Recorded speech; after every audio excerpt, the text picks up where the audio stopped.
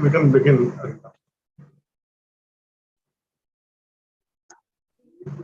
Rina, it's 2:30 now. Just wait for 2 minutes. Shall we wait for 2 minutes, sir? Wait for 5 minutes or No, shall we? 2 minutes. Oh, just go. I think you can go. We can So start. by the time the prelims happen, more will come. Yeah. Good afternoon, everyone. On behalf of Vikram Sarabhai Library, I am Ahmedabad. I, Reena Patel, welcome you all to our online book talk program. For today's book talk, we have with us Professor Shameen, the author of the book Gorillas Can Dance, Lessons from Microsoft and Other Corporations on Partnering with Startups.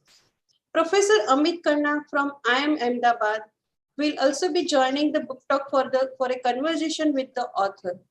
We would like to thank Professor Shameen for having kindly agreed to review his newly published book. I also welcome to Professor Amit Karna from IIM Ahmedabad for joining the conversation with Professor Shameen.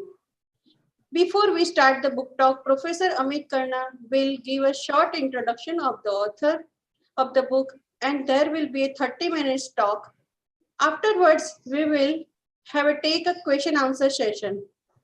Now, I request to Professor Amit Karna to take the session for the introduction of the Professor Shameen. Thank you, thank you, Reena. It's a real pleasure here to host this afternoon, Shameen. Thank you, Shameen, first of all, for agreeing to do this book talk. Ever since the book has been out, I've been wanting to hear more about it, and I thought, what better than hear it from you. So just for the sake of introduction, I guess everybody knows Shameen in the field of international business and strategy, but I gather here there are students and other staff members here as well. Shameen is a professor of IB and strategy and also an associate dean of the MBA program at the China-Europe International Business School, CEIBS, in Shanghai, China. And he was earlier, so he has a vast experience in China. Those of us who know him well rely on him for all his expertise on China, because he's also worked with Nottingham Business School earlier in China. And prior to that, University of Glasgow, where he also got his PhD from. So Shameen has, and in fact, one of the things that he reminded us was he's doing this seminar at IIMA almost after 15 years. And I remember when I was a doctoral student here, he was here to talk on the invitation from Professor Abhishek Mishra at that time. So very good to have you here, although we would have loved to have you here in person, Shameen. Nevertheless, here we are. So today is going to talk about his latest book, Gorillas Can Dance. And apart from being a very provocative title, it also kind of addresses a lot of nuances and concepts that are relevant for large and small companies equally in today's world.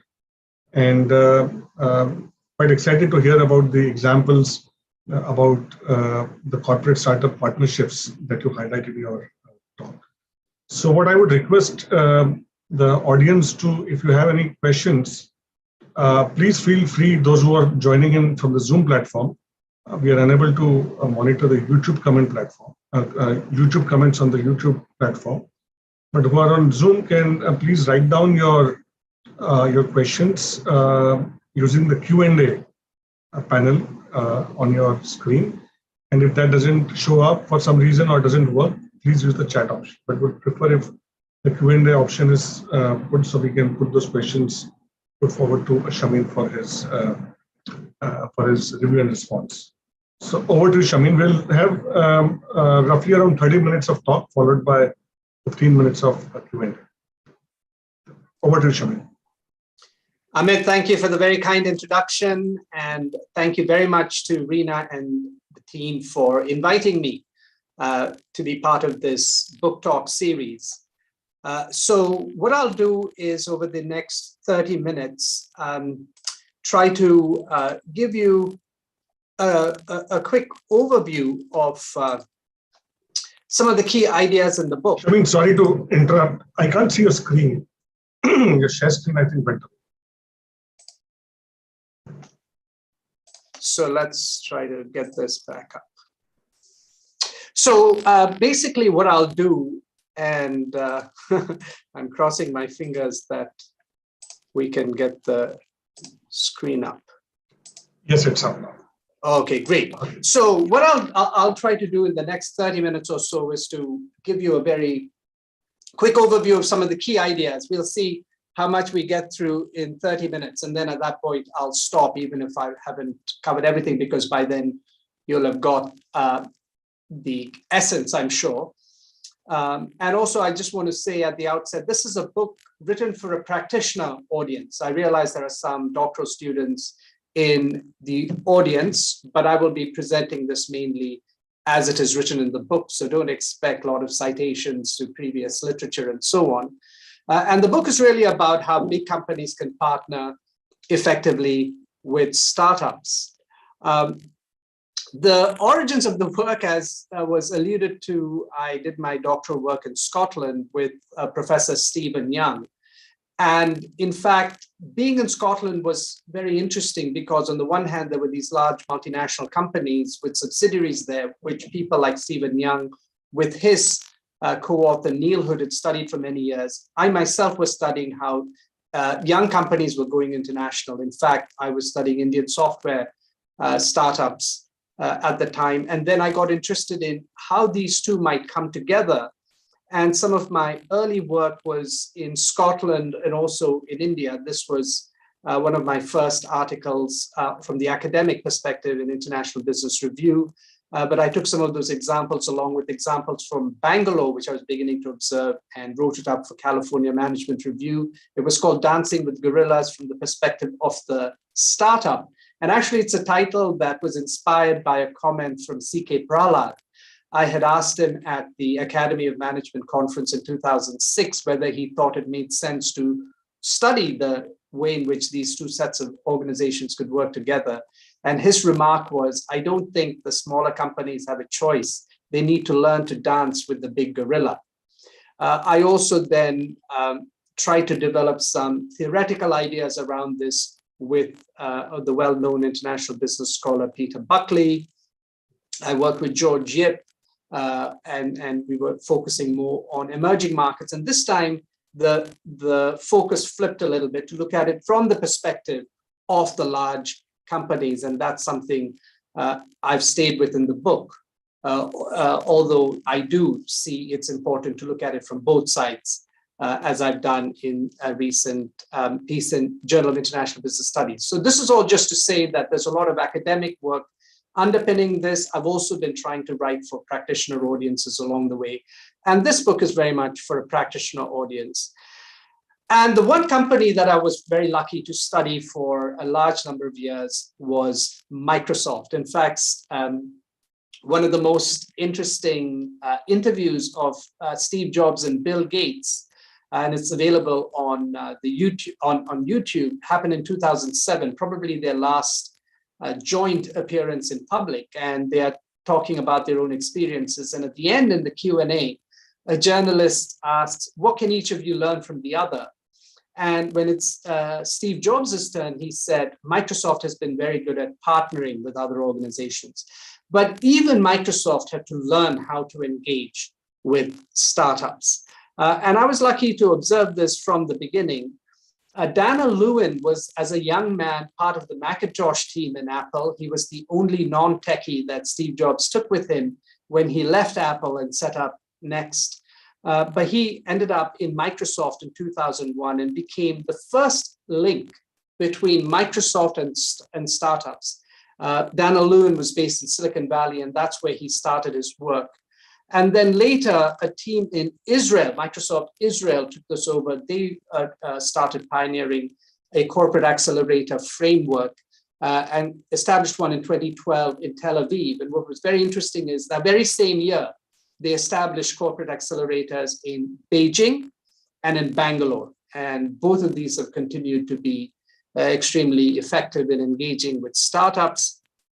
Satya Nadella who at the time was running the cloud business, was extremely interested in this, of course, because startups were using cloud computing a lot, and as CEO has thrown his weight behind this. I don't know if you can see clearly, but what it says on his table is Microsoft loves startups, which is also on the backdrop of this presentation by James Chow, who drives this in China. And so basically, the Microsoft story, which is what I start with in my prologue, shows us that, first of all, even tech giants can face disruption. They feel the need to engage with the energy and talent of startups on the outside. But over time, they're doing this in a way that co-aligns with strategy, which relates to the rationale for doing this, the why. They have experimented with different ways of engaging with startups, figuring out the how, but also as a global company. I already mentioned Silicon Valley, Israel, China, India. They have been very global in their outlook. And so gorillas can learn to dance. So this is the frame, this is the broad structure I have in the book, the why, how, and the where. I have a couple of chapters on each of these. So let me give you a brief sense of what I've been covering. So when we start with the why, the starting point is that basically established companies have realized that they need to be entrepreneurial, and this largely reflects the disruption that they face. And very often that disruption comes from startups on the outside. So managers and companies experience threat from entrepreneurs and startups. That's the Clayton Christensen perspective of disruptive innovation. And these entrepreneurs are, of course, pursuing new opportunities, in many cases enabled by digitalization, which results in business model innovation, a very different way of thinking by tapping ecosystems, and they have a very nimble culture. But the point is that being entrepreneurial as a mindset isn't just for startups. And so what managers in many companies are trying to figure out is how they can be entrepreneurial as well. And this idea, of course, as managers being entrepreneurial has been around for a while. This concept of intrapreneurship has gone in and out of fashion a little bit, but it's been around for a few decades. And the traditional way of thinking about intrapreneurship is as an internal learning-driven approach. You try to do things yourself. In the case of 3M, a very well-known example is how they came up with these yellow sticky notes. It was a sort of an accident, and a project to develop an adhesive didn't go to plan, but the scientist involved was very fascinated by the semi-sticky substance, and in his spare time, went around doing brown bag presentations to other scientists in 3M. And it actually took a few years before they could find an application for this. Another manager understood that it could be used in this way, and then they worked together, and 3M institutionalized this process to say people can have 15% of their time to pursue projects of interest to them that could be useful for the company. And many companies have adopted various intrapreneurship programs, including Google, who were inspired by this approach and made it a 20% rule, and things like Gmail resulted from this. But my focus actually has been on another set of intrapreneurs, people like Dana Lewin, people like Zach Weisfeld at Microsoft Israel, people like James Chow at Microsoft China, who have been their brand of as intrapreneurs. What they've been trying to do is to point their companies to entrepreneurs on the outside. And so in this way, what they're doing is bringing the managers into contact with entrepreneurs on the outside. And indeed, some intrapreneurship activities have tried to tap into external energy as well. Kapil Kane is director of innovation at Intel China, and they created an intrapreneurship program called GrowthX. And one of their internal teams came up with a great idea, and they were hoping to work with one of the Intel business units and commercialize this within 9 months, go to market in 9 months. But Kapil came across a startup in Hangzhou, which is the city where Alibaba is headquartered. And they ended up working with the startup who brought it to market in 3 months rather than 9 months. So even intrapreneurship programs are recognizing how working with startups can help to accelerate things. And of course, this is based on the recognition that there's complementarity of capabilities. Each side has something that the other wants.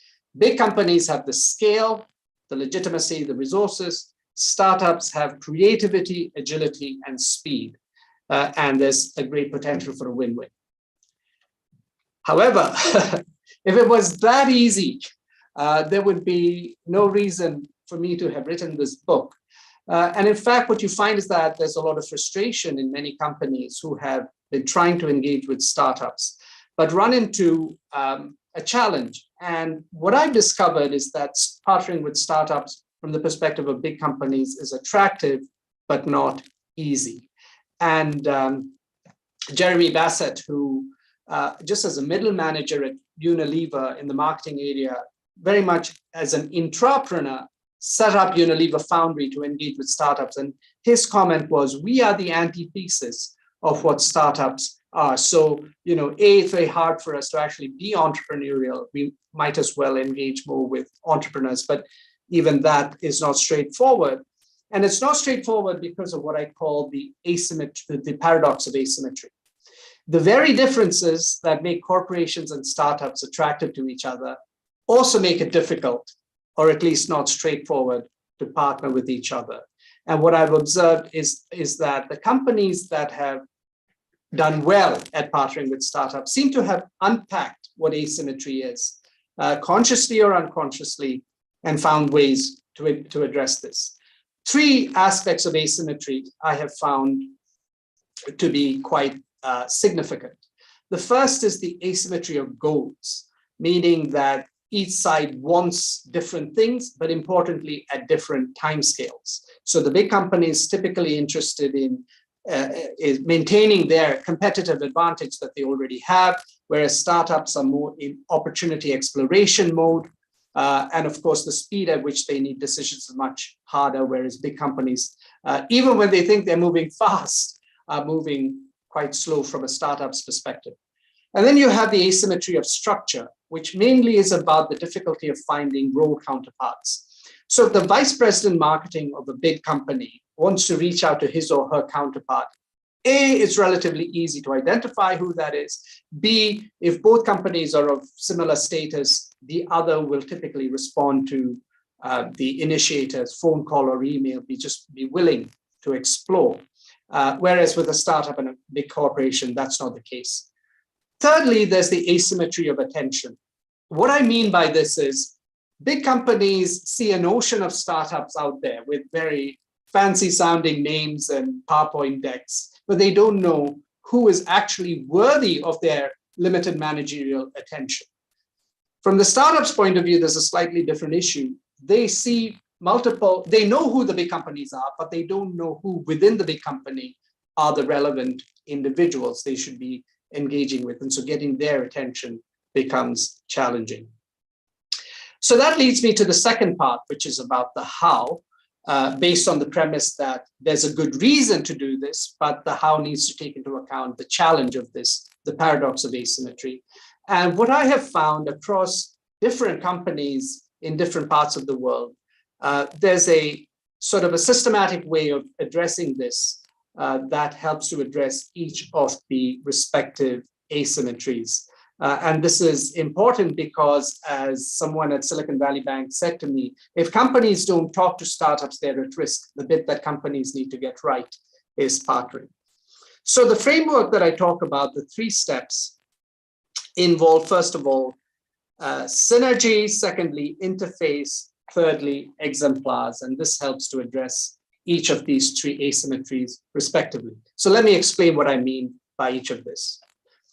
So first of all, it's important for the big companies to clarify what the synergy is. And this may sound blindingly obvious, but even though people talk about win-win, it's not always clearly spelled out at the outset what the win might look like, what the win is conceived to be for each.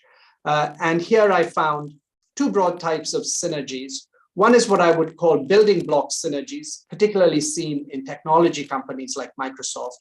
But the other is pain point synergies that I've seen in companies from more traditional sectors like Unilever.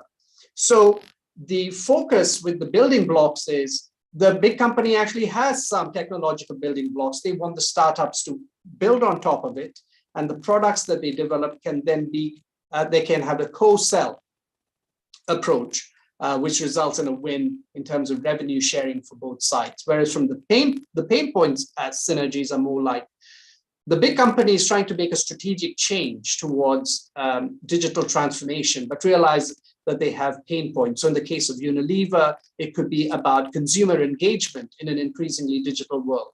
For a company like BMW, it could be around building their cybersecurity solutions. So they work with startups who can sell to the corporation, but as a strategic partner. And doing this takes some doing, because many of them actually fail the procurement requirements. Many companies will have requirements like, we can only work with a supplier who's had 3 years of continuous profitable performance. And some of these startups are 18 months old and of course not making a profit.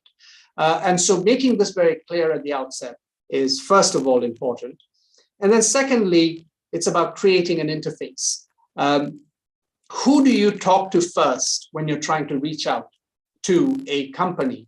And this is where having dedicated units, Unilever Foundry, BMW Startup Garage, Microsoft for Startups, people with KPIs to engage with startups in a unit that's clearly identified. That's what I mean by interface. And there are two types of interfaces I've observed. One is what I think of as cohorts, the other as funnels. And I tell my MBA students, the cohort is like the MBA class. Getting in is difficult, but once you get in, pretty much everybody who starts finishes, more or less. And peer interaction is part of the process. It's time-bound and it's based on a curriculum. Corporate accelerators are a good example. Whereas funnels are like the job search process after the MBA. Many fewer finish the process than begin. You don't always know who else is involved. Of course, when you have campus placements, you do, but in many parts of the world, this doesn't happen quite in that way. The peer interaction doesn't necessarily happen. Or if you're applying for a job where there are MBA applicants from other schools and even internationally. So I find that with cohorts like corporate accelerators, where there are these batches of startups, that's the approach that's been adopted by Microsoft, who have accelerators, Nissan, whereas companies like SAP and BMW have this more innovation challenge type approach. They screen out startups as they based on what they're looking for example, cybersecurity capabilities, or trying to find an app to increase the purchase of some FMCG product or something like that. Now, the advantage of the funnel is that you're more likely to have predictable outcomes. And I don't know if it's a coincidence, but I found many German companies adopt this. But what cohorts are good for is serendipity, meaning you can have unexpected, unanticipated outcomes. You may have three-way partnerships that nobody anticipated, two startups that are part of the cohort, creating some new opportunity alongside the big company, for example. But perhaps most important, I think, is this final piece of deliberately cultivating exemplars early on. And this is what I find distinguishes the most effective corporate partners of startups. And doing so is actually useful in the sense that you can attract other high quality startups. It's like a business school showcasing their distinguished alumni. But what I find actually more important now is that it helps the people at the interface who have KPIs to talk to startups, to help them to persuade other people within the company, particularly in the business units, without whose support there can't be meaningful engagement with the startups. Now, the people in the business units, say a brand manager at Unilever or an innovation manager at BMW, it's not in their KPIs to talk to startups per se. They just have to deliver results. And some of them are reluctant to engage with startups. They think it's too risky. But when they see what success can look like, it gives them more confidence and it gives them a better idea of how to direct their limited managerial attention. Now, but that's only one part of the how, understanding the systematic process. You also need to then embed a capability of engaging with startups. And this is something that takes time and involves not only initiating it, but also expanding and then systematizing. So for the initiation part, and of course, all of this is to say that it can be quite a painful process. It's not effortless, it's effortful. The starting point is actually often entrepreneurial individuals. So to initiate, you often find, for example, the Microsoft Israel manager, Zach Weisfeld. Nobody asked him to start an accelerator, but he did. And so that's important. Also, initiation can involve taking shortcuts to get started. So for example, when Walmart started partnering with startups, they went to Microsoft and said, hey, can we talk to your alumni? And that was to short circuit the process of finding startups. And it works for Microsoft as well, because if any of their startup alumni work for Walmart, they're going to consume Azure cloud of their technologies of theirs. So that's the important thing. Think big, start small, but get started. However, that will only give you a start. And by the way, Gregor Gimi of BMW also exemplifies this. His mantra was ask for forgiveness rather than permission, and he moved briskly to get started. But that's only useful to get started. When you expand, it's important to get buy-in. So Shilpa Patel ran the Nissan accelerator for their luxury brand Infinity in Hong Kong. And what I was very intrigued about her is how she was, as a middle manager at the interface, not only engaging with startups on the outside, but building bridges with middle managers in the business units, and also reaching out to the top management to make them internal champions. And that is, in fact, the internal boundary spanning is often more challenging than dealing with the startups on the outside. And finally, the piece around systematizing is about making this more and more integral. Startup partnering often starts at the periphery, but it's only going to be embedded as a partner capability if it's brought much more into the core. This is what I found at BMW, at Bayer, for example. Jesus Del Val, Cuban-born scientist based in Berlin, who just started what he called a passion project back in 2012, giving small bits of money to students to develop apps. And he called these grants for apps. And then he said, why should it only be students? Let's do it for startups. And then why only startups in Germany? So the next year, the third time, it was a few startups from around the world came to Berlin. And then in the next 2-3 years, he encouraged subsidiaries to take it on. They did it in China, they did it in Spain, they did it in some other countries. And then it reached a point where it had to become very aligned with the global strategy. And funnily, Jesus was then moved out, because they didn't feel he was the right guy to be managing this when it became systematized. They brought in actually a more senior person. And so this is an example of how the partnering capability can be embedded within the organization. And of course, to get started, sometimes it's useful to engage with external specialists like Techstars, who pioneered the corporate accelerator format for many companies, although they're, of course, very expensive too. So in the last sort of 5-6 minutes that I have, let me just briefly touch upon the where. And, especially speaking with an audience in India, I think it's just been amazing to see how emerging markets have come into play, both here in China. So for example, Microsoft's initial focus was very much in the West. Then Israel came into the picture, and I think that was really important in helping them turn east and recognize the amazing potential in China, India, and most recently in Africa as well. But here, I think the key is to recognize that different locations have to be treated differently. And when we're talking about startups, we typically talk about a subnational ecosystem, with the exception of relatively small regions like Singapore and Israel.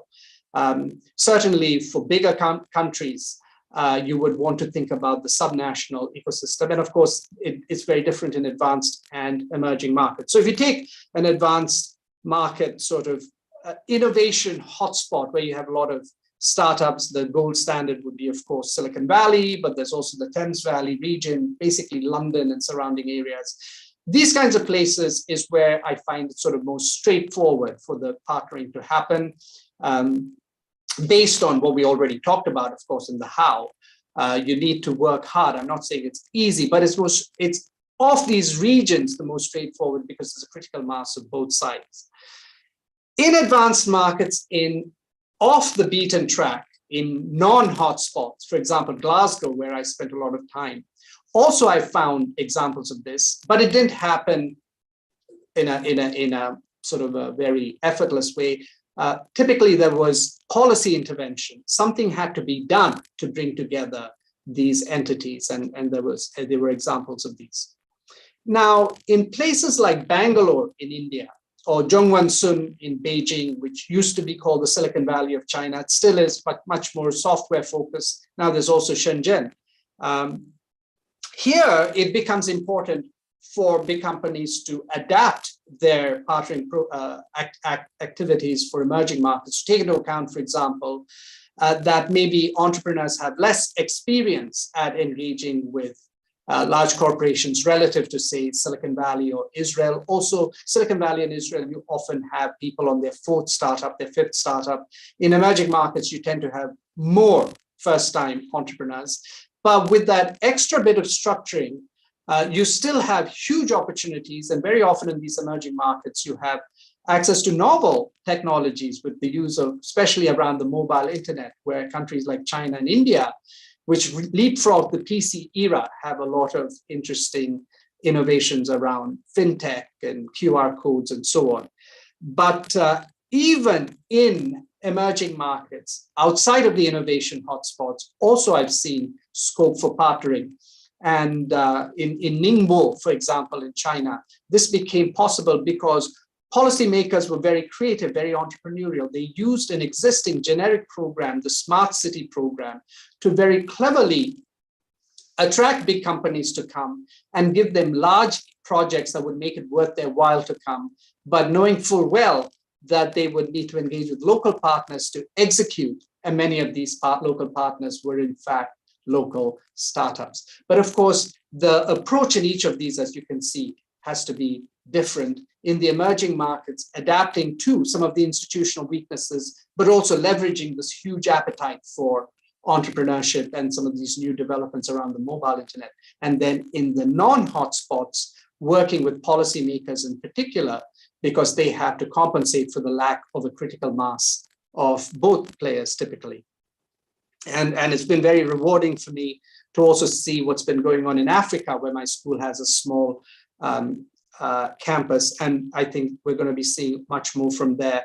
And the final note is that particularly my work in Africa made me realize that it's possible for some of these partnerships to also contribute to the Sustainable Development Goals.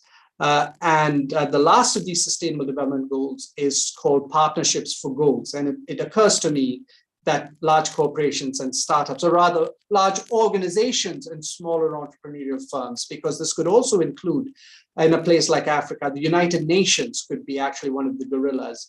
NGOs might be involved too, can have very useful effects. And this is, of course, means that what we talked about earlier, the synergy, the interface, and the exemplar has to be thought of in broader ways. So it has to be not just a win-win for the synergy, but a win-win-win for society as well. The interface may have to be more inclusive in the way I just said. And exemplars have to be hybrid in the sense that they have to have economic payoff and social impact. SDG 3 has been in great focus during the pandemic. Cloud Physician is a Bangalore-based startup that was with Cisco Launchpad, and during the second wave last year was very significant in working remotely with ICUs in hospitals, particularly in smaller cities and towns, to provide some support. With the Clean Water and Sanitation SDG 6, Kusini is a South African startup that, in partnership with DHL, took their water filters to hard-to-reach places in South Africa. And of course, now climate change is a big issue. Budweiser in China are working with a startup called Metero to turn some of their beer waste into recyclable plastics. And Microsoft, in fact, introduced a Global Social Entrepreneurship program, which underlines this point. Final point is a simple one. Even if you're not interested in this core area of corporate innovation, maybe more interested in the broader issues of organizational transformation or indeed social impact. What I find is that what I've been talking about, the why, the how, and the where, relates to important mindsets. The why relates to an entrepreneurial mindset, the how to a collaborative mindset, and the where to a global mindset. And I think even at a time when globalization is slowing down, countries are looking more inward. I still think a global mindset, being aware of what's happening elsewhere, learning from other places will be important, not just for organizational success, but also to target, to address social issues like climate change. Thank you very much. I will stop here and take any questions. Thank you so much, Shameen. I can see that it was a tough task to compress so much in 30 minutes. Because, and I really mean it, that the book is really very rich. It has lots of examples. I have a couple of questions of my own, but let me just go with some questions we have from the audience. The first one is from Dibyendu. Kind of two parts of the question. I don't know if you can already read the question. So he's asking, when did you shift from dancing with gorillas to gorillas can dance? So what led you to this change in perspective? And do you have any kind of thoughts around, is that your next book project or an addendum to this, to talk about when? So when would you know that partnering is the right thing for you as a gorilla? Oh, so it's a great question. In fact, the two things are kind of linked. So the shift from dancing with gorillas to gorillas can dance actually happened in 2015 when I moved to CEIBS. And the interesting thing for me was I made a presentation based on, what I'd been understanding, having talked to typically technology companies, Microsoft, IBM, SAP. These were all my examples. And after my talk, the questions I was getting were from people from Ford, from AB InBev, from a bank, I can't remember which. And that made me realize all of a sudden that something had shifted, and these non-tech companies, the more traditional sector companies, had actually started looking. So that's kind of a when, from a more macro perspective, suddenly something shifted. And I think a lot of it was about the imperative for digital transformation and the recognition that they couldn't do things themselves. So that was on the demand side. And then on the supply side, what had also happened by then is cloud computing was maturing. Startups no longer had to have large fixed costs for IT infrastructure. And the costs for startup had come down in that sense for digital startups. And I think on the supply side, we were seeing a rise. So for me, there was a when in terms of the phenomenon around 2015. And then I started looking at, wow, so if this is now happening in a systematic way on the part of big companies, then I can shift my attention there. Although I still, talk to the startups in different ways, although the book is very much for the big company. And so if you're asking, should there be another section on when, from the point of view of individual companies, I actually think there isn't such a need, because the answer is now. And I think there's a great urgency about it. But that also leads me to the other question about, so what would the follow-on project be? And that relates to the last things I was talking about, partnering as a force for good. Because I think what digitalization was back in 2015, sustainability is now in 2022. I think this has become a big driver of companies feeling the need to change and recognizing that they don't have all the answers in-house. And of course, this is part of a broader phenomenon of open innovation. Partnering with startups is only one way to do this. Talking to universities, other collaborators is all important. And I think this is happening. And your work, I think, it actually brings the two things together very nicely, the imperative for digitalization, the imperative for sustainability. So I hope my next book will be expanding on those the last part of the current book to talk about collaboration, innovation, and sustainability. So let me sneak in one of my questions, Shameen, before I go to other question by the audience. So we do have, I'm not sure if you're aware, we have a fairly thriving incubator, which goes by the name CIIE. And actually, there are also a few people from CIIE who are also on this call, they're attending this book talk. Now, one of the ways, or one of the tasks or one of the verticals where we are active in as the incubator is kind of helping the gorillas dance with the startups, right? So we do a lot of work where we help companies to corporate development and act. So in a way, we kind of are a dance teacher between the gorillas. And so any thoughts around what is it that you saw in your research for the book, and what is it that the incubators should be looking forward to going forward? What their role is? Is it kind of something that you saw and you would shed some light on? Okay, so that's a great question. Let me just go back to this slide where I talked about external specialists. So basically, this incubator is in a great position to be a bridge and a dance teacher, as you say. So I think there are three questions to be thinking about. What is this entity within IIMA, the incubator, especially good at?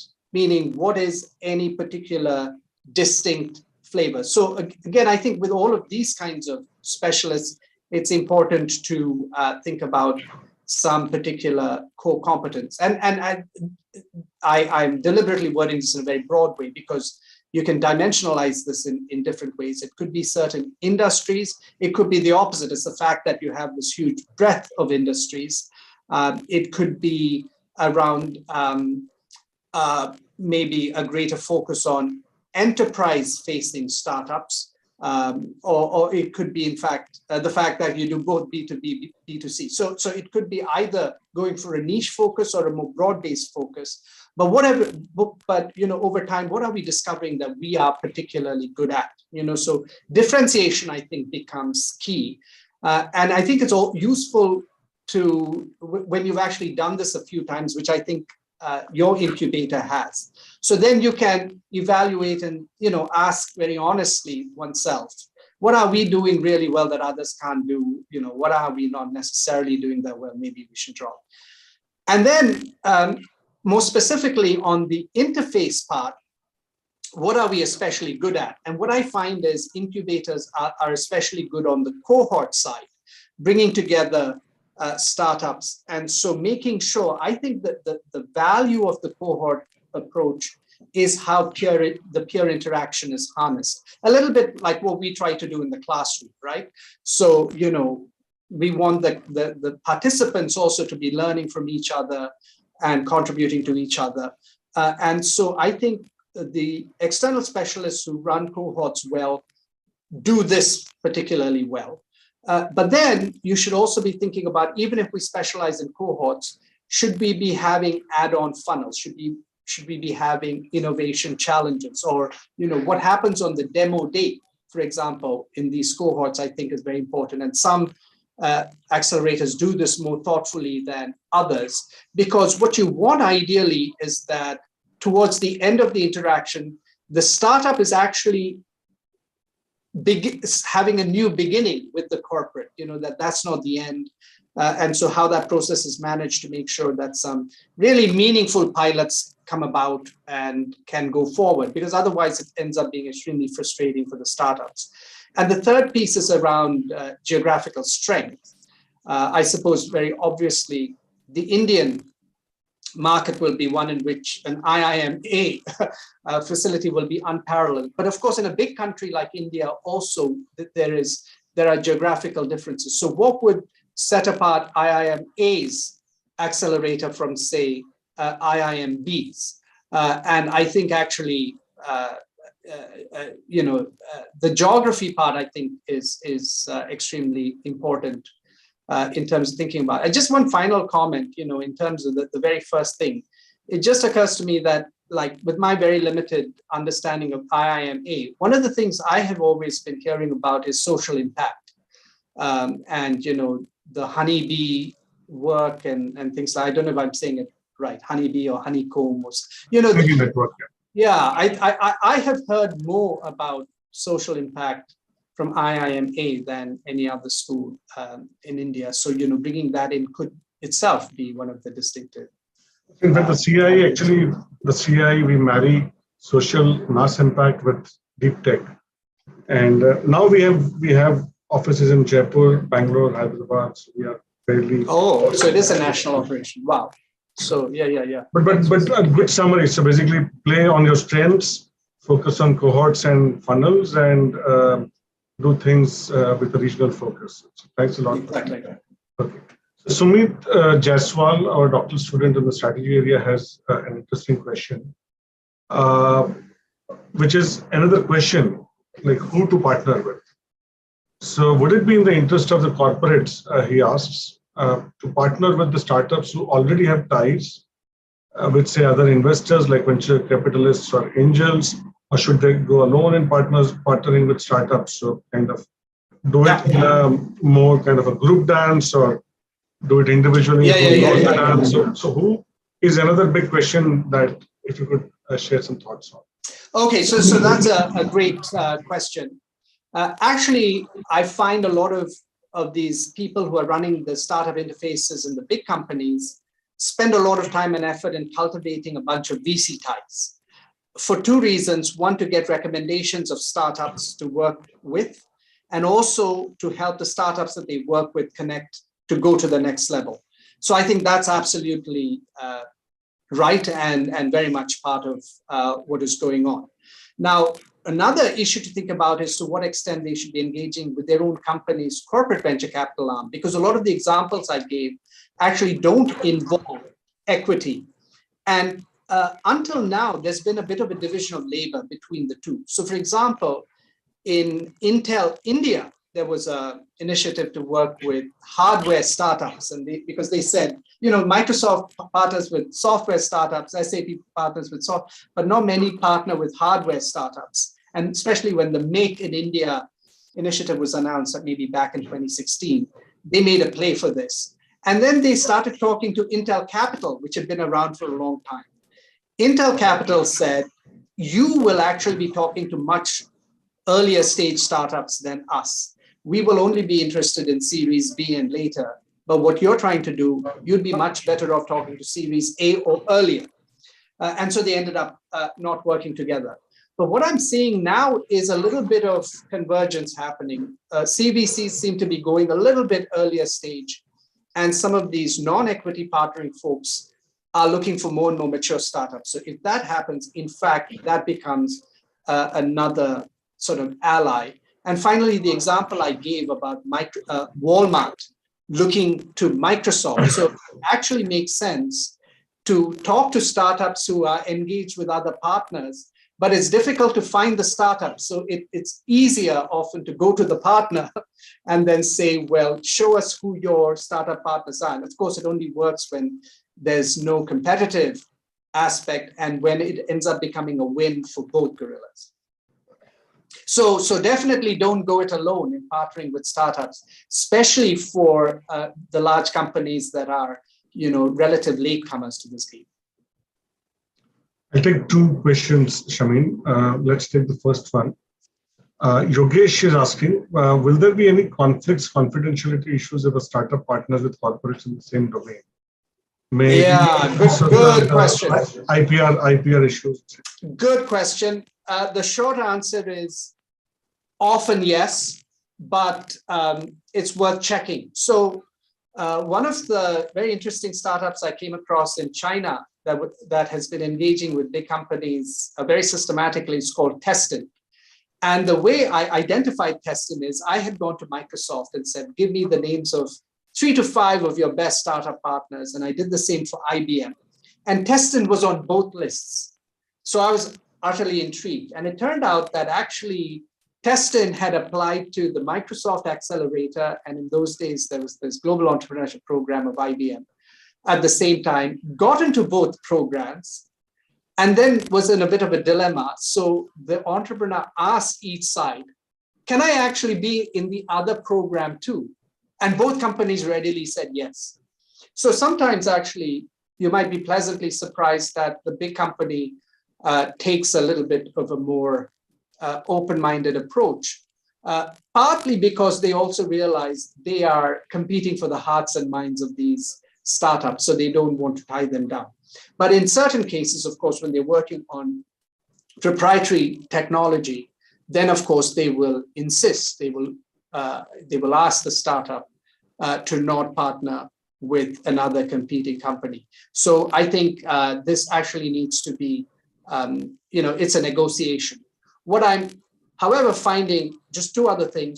One is it is possible, as in the Walmart Microsoft case, to partner with giants who are non-competing, and that makes a lot of sense. The other thing is, in certain instances, actually some of the big companies are also taking a much more open position on IP, just between them and the startup. So BMW Startup Garage makes it very clear to startup partners, any IP developed in their collaboration belongs to the IP.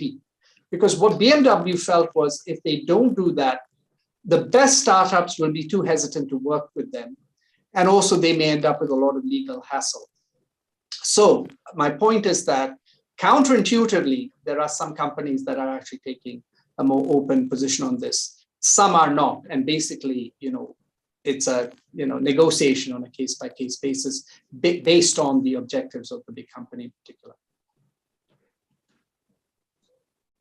One last question, Shameen, from the audience, and it is slightly outside of the topic of your book, and it might put you in a spot. What is your favorite startup on which you are betting on from India? So, who do you think is going to be, or on whom you're keeping an eye on? I have been a little bit shut out of India for the last couple of years because of COVID. So I don't have a very good answer to the question. But I will say when Freshworks went IPO, I was extremely happy because that was a startup I had heard about long before they had become famous or well-known. And, it just so happened that when I finished my PhD in 2005, and because I had studied Indian software startups, I just wanted somehow, to share some of the findings of my study, and very naively tried to reach out to NASSCOM. And to my great surprise, somebody from there responded, a guy called Avinash Raghava.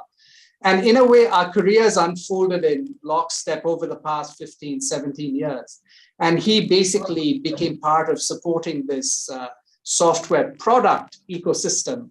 And it's many of these software product startups that started partnering with the large gorillas. And so I was very interested. So if you'd asked me this question, this time last year, I would have said Freshworks.